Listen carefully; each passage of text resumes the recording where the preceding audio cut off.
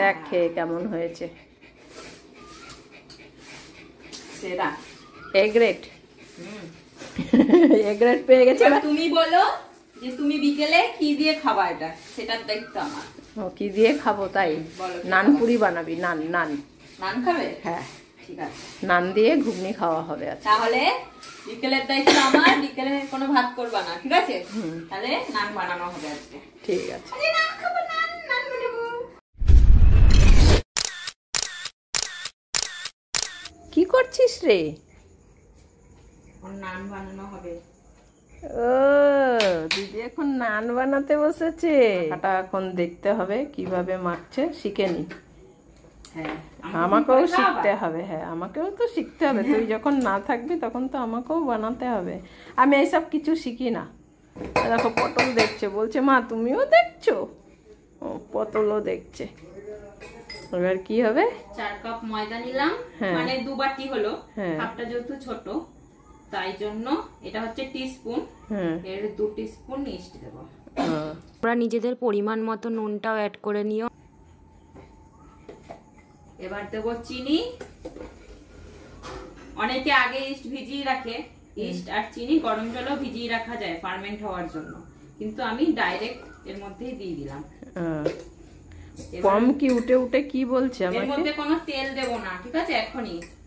এখনই তেল দেব না, তাহলে ওটা ময়ান হয়ে যাবে। তেলের ময়ান দেওয়া যাবে না, নানে সফটনেস চলে যাবে। এবার উষ্ণ গরম জল দিয়ে এটা মাখবো। অল্প অল্প জল দিয়ে মেখে এটাকে 2 ঘন্টা রেস্টে রাখতে হবে। এবার যেহেতু এখন গরমকাল তাই 1 ঘন্টা রাখলেই হবে ঢেকে। 1 ঘন্টা ঢেকে রাখবো। চলো পাম 1 ঘন্টা টাইম আছে, ততক্ষণে আমরা পুজোটা দিয়ে আসি। 1 ঘন্টা পুজো দিয়ে আসো। হ্যাঁ 1 ঘন্টা সন্ধ্যে দিয়ে আসি। আসো 1 ঘন্টা পুজো হ্যাঁ দিয়ে গেছে। এখানে আসো, বসো। 1 ঘন্টা টাইম লাগবে।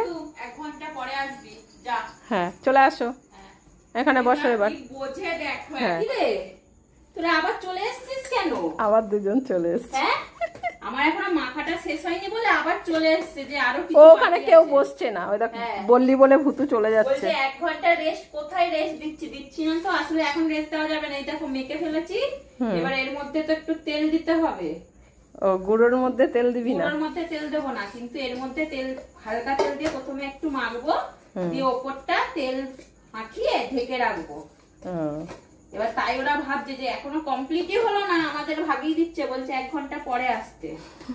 ব্যাস তেলটা মাখিয়ে নিয়েছি, এবার আবার হাতে একটু তেল নিয়ে ওপরটায় মাখিয়ে এবার ঢেকে রাখবো। এবার হয়ে গেছে, যা। কখন 1 ঘন্টা হয়ে গেছে যাচ্ছিস না? হ্যাঁ রান্নাঘর দেখাচ্ছে, দেখো সবাই। তুই অ্যালার্ম দিয়েছিস, দেখ অ্যালার্মটা পড়ে গেছে এদের কানে। চল কি হয়েছে?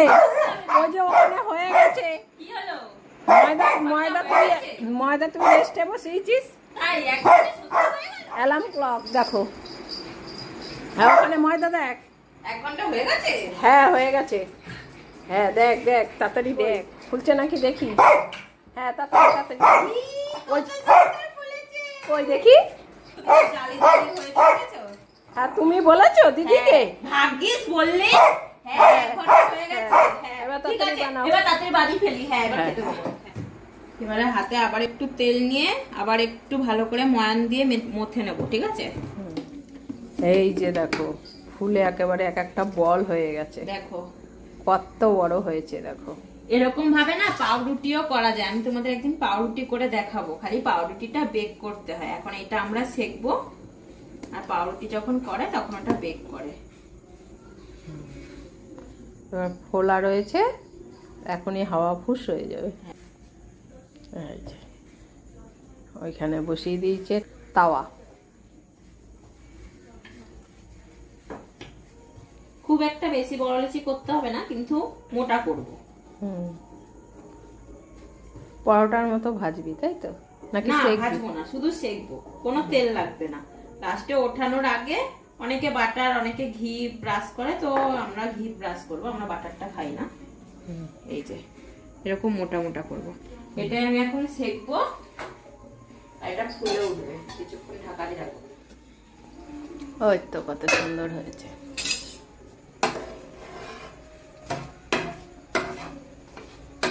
গোল্ডেন ব্রাউন করে করে ভাজতে হবে, সেকতে হবে।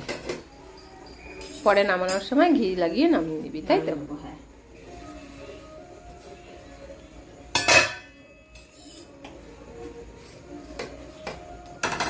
এক সাইডে ঘি লাগাবো, কিন্তু ঘি লাগিয়েই নামিয়ে ফেলবো। এই যে এটা ফুলে উঠছে এখন নানটা।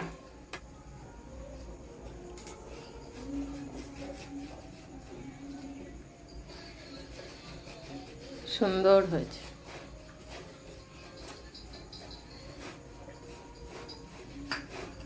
এবার এটাকে উল্টাবো না বা ভাজবো না, এরকমই নামিয়ে ফেলবো। হ্যাঁ, পম্বতুর খাবার রেডি হচ্ছে। পম্বতু তো আর নান খাবে না, ওর জন্য পম্বতুর জন্য রুটি বানানো হয়েছে। আর ওই যে বদ্দি নিজে খাবে, তাই রুটি। আমাদের জন্য নান বানিয়েছে, আমার আর বৃষ্টির জন্য। বৃষ্টিকে দিয়ে দিয়েছি, দিদুনকে দিয়ে এসছি, আর এই যে আমারটা রয়েছে। এবার একটা ভেঙে দেখা, তাহলে এখন তো ঠান্ডা হয়েছে। দেখো, হ্যাঁ, ভেতরে দেখো পুরো পাউরুটির মতন পুরো ফাঁপা।